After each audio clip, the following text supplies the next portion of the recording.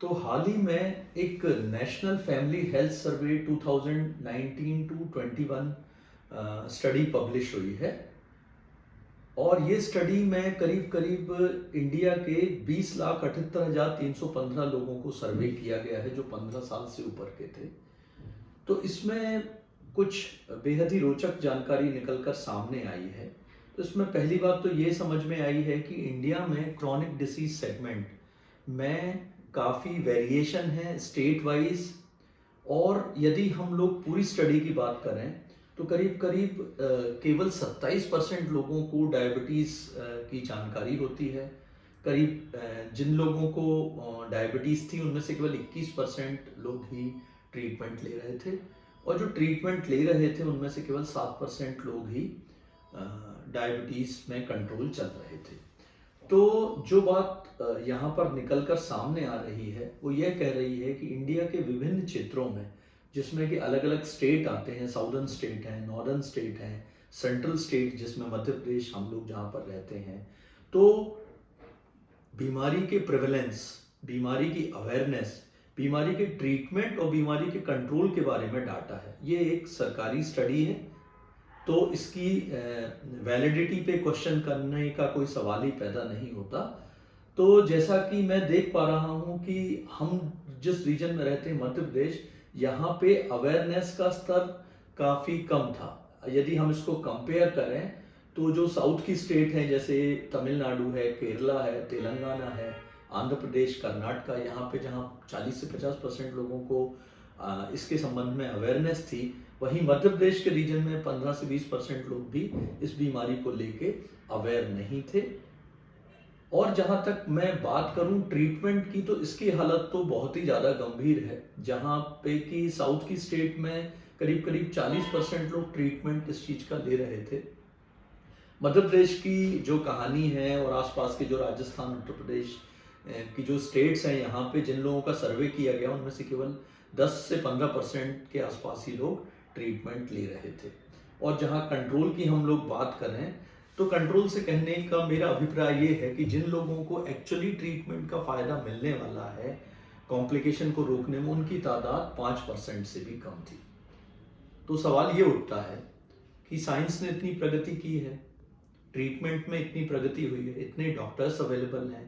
अब तो इंडिया में जो WHO कहता है कि डॉक्टर और पेशेंट का जो रेशो है वो अब 1000 लोगों पे एक डॉक्टर होना चाहिए, उससे भी कम है। स्टडी कहती है कि करीब करीब एज ऑफ टुडे 800 लोगों पे एक डॉक्टर इंडिया में उपलब्ध है, और आने वाले समय में ये चीज़ और भी बेहतर हो सकती है। तो सवाल ये उठता है कि आखिरकार बीमारियों को लेके इतनी कम जागरूकता क्यों है, ट्रीटमेंट का एक्सेप्टेंस इतना कम क्यों है, और जिन लोगों को ट्रीटमेंट मिल भी रहा है तो वहाँ पे उनका जो कंट्रोल है वो इतना कम क्यों है। तो इसमें कई प्रकार के फैक्टर्स काम करते हैं। तो उसमें लोगों में कई प्रकार की भ्रांतियां हो सकती हैं, जो ट्रीटमेंट डॉक्टर्स देते हैं उसका एक्सेप्टेंस पुअर हो सकता है, लोगों की हेल्थ एजुकेशन का स्तर काफ़ी कम हो सकता है, और सबसे बड़ा एक बहुत इंपॉर्टेंट फैक्टर जैसा मैं समझता हूँ कि कॉस्ट का एक फैक्टर बहुत ही इंपॉर्टेंट है। इसमें ट्रीटमेंट एडहेरेंस एक बहुत इंपॉर्टेंट फैक्टर है। WHO का सर्वे कहता है कि जिन लोगों को दवाइयाँ स्टार्ट की जाती हैं करीब करीब 50 से 60% लोग बीच में ही दवाई को बंद कर देते हैं। Inadequate utilization of available resources, यानी कि जो संसाधन उपलब्ध हैं उनका ठीक तरीके से उपयोग नहीं होना, प्रॉपर प्लानिंग नहीं होना, और बहुत सारे साइकोलॉजिकल चीज़ें जिन पे हम लोग अक्सर करके ध्यान नहीं देते हैं। तो मेरा ये कहना है कि despite of very good resources and good number of doctors, हम लोग बहुत अच्छे से इन चीज़ों को कंट्रोल नहीं कर पा रहे हैं। इस पे हमें ध्यान देने की ज़रूरत है। मेरा ये प्रयास है कि बिना किसी ट्रीटमेंट को महंगा किए कैसे हम लोग मरीजों की बेहतर सेहत के लिए काम कर सकें, कैसे हम लोग उनको अवेयर बना सकें, कैसे उनके पॉजिटिव एटीट्यूड को बढ़ा के इसके आउटकम को बेहतर किया जाए, इसके बारे में हम लोग चर्चा करें। ऐसे ही एक मुद्दे पर मैं आज चर्चा करने वाला हूं, जिसको हम लोग कहते हैं शेयर्ड डिसीजन मेकिंग। जो लोग मुझे नहीं जानते, नमस्ते दोस्तों, मेरा नाम डॉक्टर नर्मदा पटेल है और मैं नॉन कम्युनिकेबल डिसीज जैसे diabetes, blood pressure, heart disease के क्षेत्र में लोगों को अवेयर बनाने के मिशन पे जुटा हुआ हूँ। तो मैं आपको बताना चाहूँगा कि मेरे एक मित्र जो कल ही मुझसे मिले, उन्होंने डायबिटीज़ का इलाज वो कहीं और से करा रहे थे। तो करीब 7-8 साल से वो डायबिटीज़ का इलाज ले रहे थे और उन्होंने मुझसे कहा कि साहब, डॉक्टर साहब मेरी बात सुनते ही नहीं हैं, मैं उनसे कुछ पूछता हूँ तो वो बोलते हैं कि मैं डॉक्टर हूँ और मैं जैसा कहता हूँ वैसा आपको मानना चाहिए। तो ऐसा करके जब मैंने उनसे डेप्थ में बात की तो उन्होंने बताया कि साहब, मैं दवाइयों को ठीक ढंग से ले नहीं पाता हूँ क्योंकि मेरा मन नहीं करता है और बहुत प्रकार की जानकारियाँ हमको अन्य कई स्रोतों से प्राप्त होती रहती हैं जो कि मुझे बीच बीच में ट्रीटमेंट को बंद करने पर बाध्य करती हैं। तो ऐसे में सवाल ये उठता है कि क्या डॉक्टर के केवल दवाई बता देने से ट्रीटमेंट का अडेरेंस कंप्लीट हो जाता है या पेशेंट आउटकम हो जाता है? तो मेरा ऐसा अनुभव है पिछले 21-22 सालों में मैं जो एक्टिव क्लिनिकल प्रैक्टिस कर रहा हूँ, स्टूडेंट्स को पढ़ा रहा हूँ, तो मेरा ऐसा अनुभव है कि केवल दवाई लिख देने से, पेशेंट की क्वेरीज को सॉल्व नहीं करने से ट्रीटमेंट का आउटकम बहुत अच्छा नहीं होगा और इसमें हमें एक शेयर डिसीजन मेकिंग, जिसमें कि हम लोग मरीज से भी उसके व्यूज़ को जानें, उनको इन्वॉल्व करें और उनकी राय को हम लोग इंक्लूड करके उनके लिए जो एक एक्सेप्टेबल ट्रीटमेंट है यदि वो देते हैं, तो ऐसे में ट्रीटमेंट के एक्सेप्टेंस की जो गुंजाइश है वो काफ़ी बेहतर होती है। इसीलिए हम लोगों को इस शेयर डिसीजन मेकिंग को अपनाना होगा। अभी रिसेंट में हम लोगों ने अपने कॉलेज में एक स्टडी की थी जिसमें हम लोगों ने एडहेरेंस पे बात की थी। तो एडहेरेंस पे हम लोगों ने एक सर्वे किया जिसमें हमें पता चला कि करीब करीब 66% लोग जो हैं वो ट्रीटमेंट को अडहेर नहीं करते हैं, जिनमें हाई लेवल पर ट्रीटमेंट को छोड़ने की गुंजाइश होती है और मॉडरेट एडहेरेंस में करीब 25% लोग थे और केवल 9 से 10% ही लोग ऐसे थे जो बहुत ही शिद्दत से ट्रीटमेंट को फॉलो कर रहे थे। तो ऐसे में बहुत सारे फैक्टर्स निकल कर आते हैं जिसमें कि पुअर एडहेरेंस को वो कंट्रीब्यूट करते हैं और सबसे इम्पोर्टेंट फैक्टर होता है कि डॉक्टर लोग मरीज की राय को, उसके नॉलेज लेवल को ठीक से असेस नहीं कर पाते हैं। शायद ऐसा कई कारणों से होता है जिसमें समय की उपलब्धता भी एक बहुत बड़ा फैक्टर है।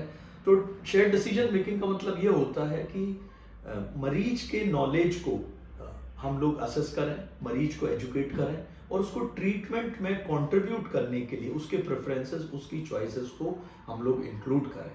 तो इसमें मैं अपने मित्रों को भी हमेशा कहते रहता हूँ, मेरे जो स्टूडेंट्स हैं उनको भी हमेशा कहते रहता हूँ कि हमें इसकी बहुत सारी स्टेप्स हैं जिसमें कि हम लोगों को पहले ही दिन से यदि आप मरीज से कुछ पूछोगे तो वो शायद बता नहीं पाएगा। जैसा कि मेरे मित्र के साथ हुआ जो 8 साल से ट्रीटमेंट ले रहे थे डायबिटीज़ का, पर मैंने उनसे पूछा कि आप डायबिटीज़ के बारे में क्या जानते हो? तो उन्होंने बताया कि साहब, इसमें शुगर बढ़ जाती है और ये हमारे जो अंग होते हैं उनको खराब कर देती है। तो मैंने उनसे और भी जानना चाहा तो बोले दवाई खाना होता है, कुछ खाने पीने परहेज करना होता है।